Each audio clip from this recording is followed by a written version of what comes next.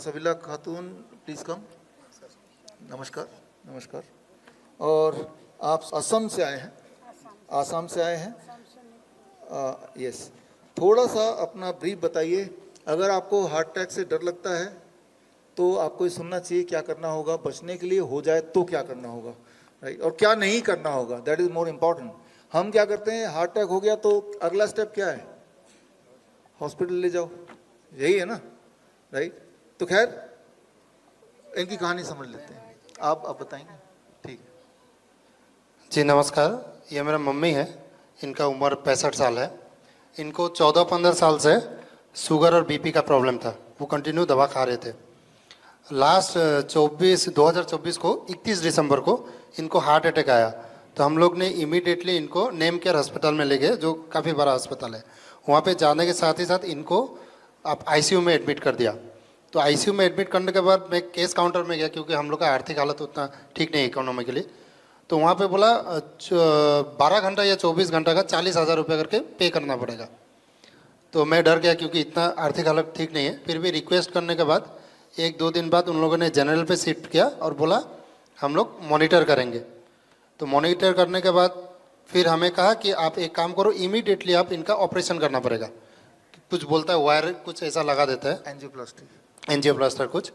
तो मैं कहा इसके लिए क्या करना पड़ेगा। उन्होंने फिर बड़े हॉस्पिटल, जो गुवाहाटी हम लोग का नॉर्थ ईस्ट का बड़ा सिटी है, वहाँ पे रेफ़र किया। क्या वहाँ पे जाओ 2.5 लाख रुपया लगेंगे, आपको इमीडिएट करना पड़ेगा, नहीं करेंगे तो पेशेंट का बचना मुश्किल हो जाएगा। आपको हम लोग दवा दे रहे हैं, 18 किस्म का दवा दिया है, जो मैंने आप लोगों को टीम को भेजा हुआ है। तो दवा खाते खाते मैं आपकी वीडियो सोशल मीडिया के ज़रिए देख रहा था। तो सोशल मीडिया के ज़रिए आपकी टीम से बहुत मुश्किल से कांटेक्ट किया और डीआईपी डाइट फॉलो किया। और सर हार्ट अटैक से पहले पहले माँ का जो शुगर था वो 300 था खाली पेट में, और खाने के बाद 500 था, और बीपी भी लगभग 170 से 190 के आसपास रहता था। और 6 महीने पहले डॉक्टर को रेगुलर ट्रीटमेंट करता था, तो डॉक्टर ने कहा इनको गैस्ट्रिक अल्सर हो गया फर्स्ट स्टेज। तो इतना सारा बीमारी, अभी कोई डॉक्टर बोल रहा है बड़ा हॉस्पिटल में जाओ, हार्ट के लिए तो आपको सर्जरी करना पड़ेगा जो भी है, और बीपी और शुगर के लिए डोसेस बढ़ाने पड़ेंगे। इंसुलिन हम लोग को सुबह शाम दे दिया, दोपहर को मेडिसिन दिया खाने के लिए, गैस्ट्रिक के लिए बहुत सारा दवा, मतलब अनलिमिटेड दवाई था।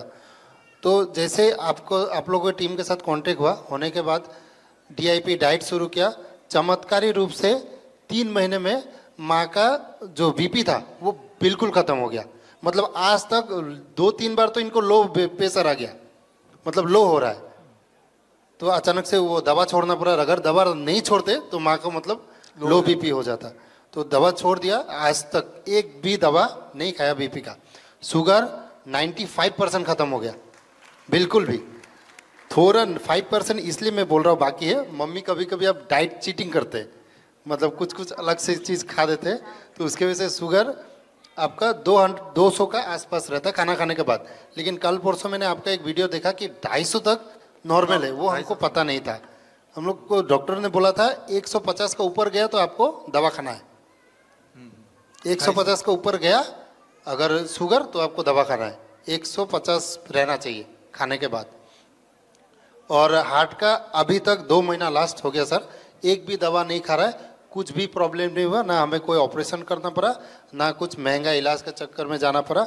सिर्फ डॉक्टर बीआरसी सर का मतलब गाइडलाइन से इतना कम में इतना बड़ा बड़ा बीमारी से आज़ादी मिल गया कि मैं सोच भी नहीं सकता। इसके लिए बहुत बहुत शुक्रिया।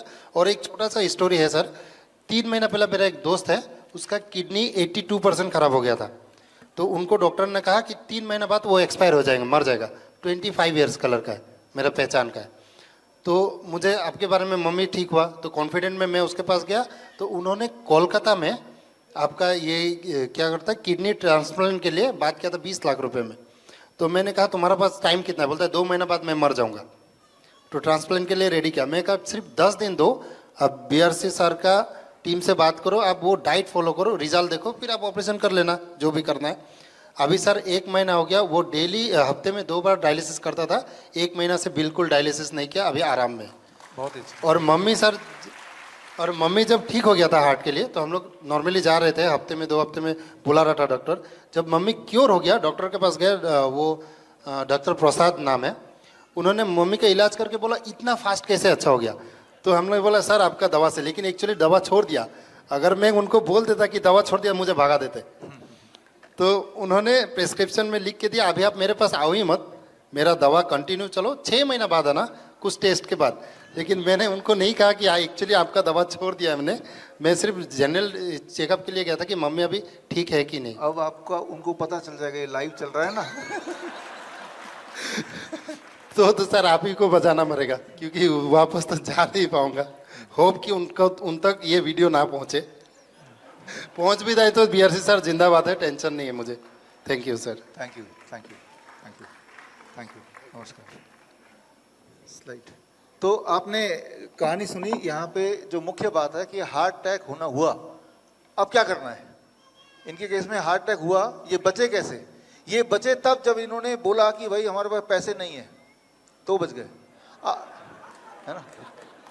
तो इनका क्लू क्या था कि पैसे नहीं होना, अदरवाइज एंजियोप्लास्टी हो जाता है, एंजियोग्राफी हो जाता है, बाईपास सर्जरी हो जाता, वो सब तो होता ही होता, राइट। तो एक बात आपको समझना है, जब भी आपको चेस्ट पेन हो, किसी को भी कभी हो सकता है, खासतौर पे वो लोग जिन्होंने कोविड के वैक्सीन लिए, तो चेस्ट पेन जब होता है उस वक्त पेन को इमीडिएटली कम करने के लिए, जैसा हम अक्सर बताते हैं अपने कोर्स में, कि अगर आप नीचे बैठ जाते हैं, पेशेंट को बिठा दें और this is the posture, right, इस पोस्चर में द पेन इट रिड्यूसेस। तो पोस्चर चेंज कर दो, कोई ये दवा है, और साथ में अदरक चबा चबा के अगर खा ले बड़ा टुकड़ा, आंसू आ जाए, तो नाइट्रिक ऑक्साइड प्रोडक्शन बढ़ेगा और होपफुली पेन विल सबसाइड। बड़ी से बड़ी बीमारी का आसान से आसान इलाज घर बैठे ही हो सकता है। अधिक जानकारी के लिए कांटेक्ट करें नियरेस्ट डॉक्टर बीआरसी क्लिनिक।